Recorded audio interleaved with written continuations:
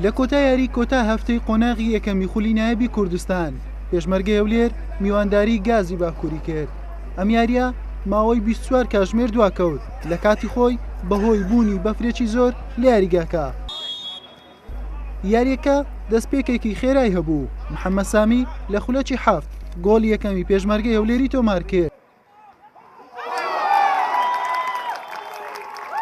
لە خولەکی 11 ناوبژیوان فیکەی لێدانی سزای بۆ گازی باکوور لێدا و ئومێد جیهاد توانی ئەنجامەکە یەکسان بکاتەوە.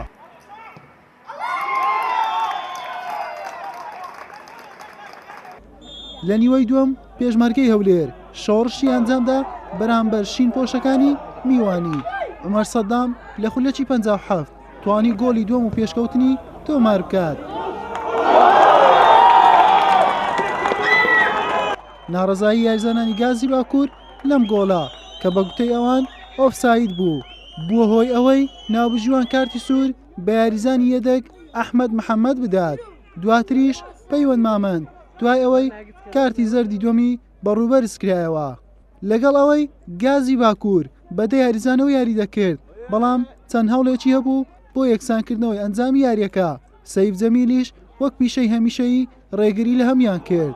لە خولەکی هەشتا بارز سەرتیب لە محەممەد سامیەوە تۆپێکی پێگەیشت و بە گۆڵی سێمی پێشمەرگەی هەولێر گازی باکووری لە گەڕانەوە بۆ یاریەکە بێئومێد کرد. فەرهەنگوریا دوای 6 خولەک گۆڵی چوارەمیشی زیاد کرد و سەرکەوتنە گەورەکەی بۆ پێشمەرگەی هەولێر نووسیەوە. تانیمان ئەدای خۆمان ئسلوبی خۆمان فەرزکەین لەسەر یاریگا و تانیمان الحەمدولیلا سێ گۆڵشکە بینین بووە 4-1. ئەلمهم سێ نقطەکەمان هینا بووینە 4 نقطە فارق لەگەر پلەی دووەم.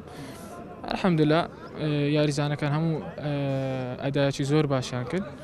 دەستخۆشییان لێ دەکەم دەستخۆش لە کاپتن عومەری دەکەم کە گۆڵێکی زۆر جوان